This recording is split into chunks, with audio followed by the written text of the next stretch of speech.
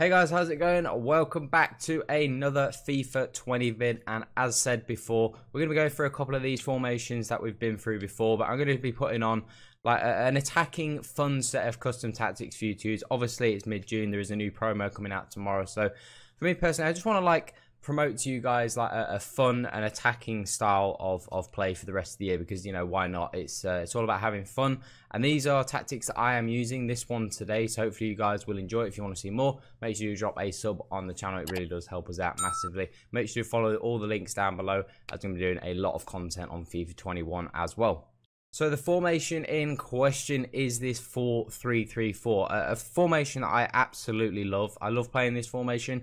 It's just one of those formations that I just seem to get on really well with. I seem to create a lot of chances, and I don't seem to necessarily be too open in defense. I'm a fairly good defender. I'm not going to say I'm a great defender, but even with the lack of a holding midfielder, or playing for example like Dybala at centre mid, a lack of a proper midfielder, I still don't concede a huge amount of goals, so it's a really good formation. It's a formation that I have a lot of fun with, and especially with the tactics and instructions. These are the tactics that I do personally use.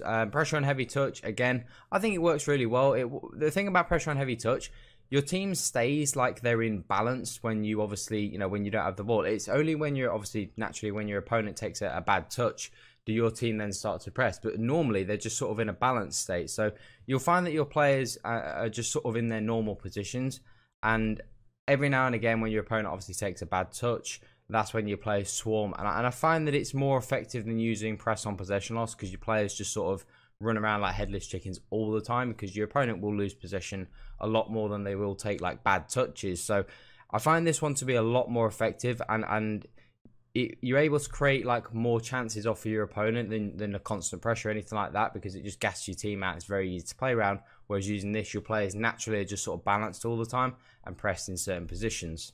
Width and depth, I've got as standard as always. I like to keep these two pretty normal. I don't really like to tweak these too much, because I don't really see a massive difference when I do tweak them, unless I go extreme. Anything between sort of 4 and 7 feels pretty similar, so I tend to just keep it on 5 at standard. Offensive style, we've got fast build up. I've said before, it works well in this sort of formation, because obviously the centre mids and the cam, they link up really well together. The cam's able to link up with the wingers and the strikers, and everyone's able to link up. And the formations where your players are quite close together and there's not massive spaces between them, those are the formations that work best with fast build. It's why it works so well in the 4-2-3-1, and it's why it works so well in this formation. Your players are close together, you're able to play a lot of quick 1-2s, get up the pitch, create a lot of chances, and have a lot of fun and score a lot of goals. Offensive width, I have gone for 4, simply because, like I said, anything from 4 to 7 I find is pretty much the same. I don't really think there's too much difference. I've gone for 4. I like my midfield to be a little bit narrow. This is mainly, I want to keep my midfield quite narrow, quite compact. I don't want my midfield to kind of get played around and played through, so I like to keep that quite narrow. And then players in the box, corners and free kicks is standard, pretty much the standard stuff we use. In terms of the instructions, the goalie and the back 4 is same as always. You've got sweep keeper for Allison, and then the whole of the back 4, stay back while attacking, overlap. The reason why I use overlap, a lot of people do ask this. The reason why I don't use mixed is because I don't want them to make those inverted runs, because if you imagine they're moving up the field, for example, we've got Ronaldo. Let's take the left hand side. We've got Ronaldo on cut inside.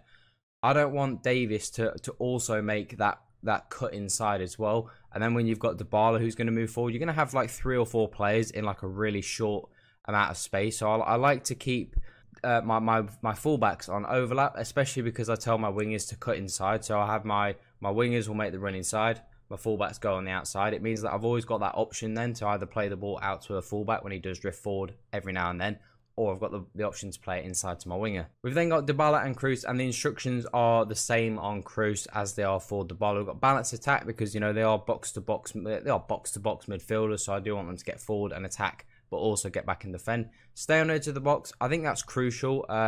Whilst I like to have fun and I want to attack with this formation, again, I don't want it to be too gung-ho, and I find that if you tell these guys to get into the box as well, whilst you are going to have more players to pick out and more options, counterattacks are going to be so much they're going to come so much more, because you don't have anyone on the edge of the box. So when your opponent does get possession of the ball, if you have an attack that fails, you've got no midfielders that are going to be able to like track back. So you're then just going to have to start pulling your defenders out of position. So that's why that doesn't really work. You do really need them on stay on edge of the box. Interceptions, normal. Again, I don't want them jumping into tackles and getting themselves out of position either. In the camera slot, we've got Carlos Tevez. I've got him on stay forward. The reason why I've got him on stay forward is because I want him to link up well with Lewandowski and almost sometimes like play as like a second striker. So it almost kind of becomes a bit of a 4-2-4 from time to time, especially with his free roam technique. It means he's really going to... I found that this works a lot better than having him just on sort of balanced and neutral. When he's on stay forward, he sometimes drifts in between Ronaldo and Lewandowski and kind of slots in there as like a left forward. Sometimes he'll slot on the right as a right forward, and sometimes he'll stay in behind. Like, he really does drift around the pitch, but he's almost like a second striker that just really drifts around really well, and it is super, super effective. Tevez can get into the box for crosses because the midfielders are staying back, so Tevez is then allowed to get forwards. The wingers, again, Ronaldo and Messi, they have the same instructions. We've got them on cut inside, as I explained before. Getting behind, utilising that pace, get into the box for crosses. Again, you know, we've already got plenty of players back. Want to have a few bodies getting forward. Normal interceptions this time. I know I've obviously experimented a fair bit with, like, aggressive interceptions. The last, I don't know, you know, sometimes they do these little soft patches and things just kind of don't feel the same. I've noticed that recently with the aggressive interceptions, I've not really been noticing it. It's only the last couple of days.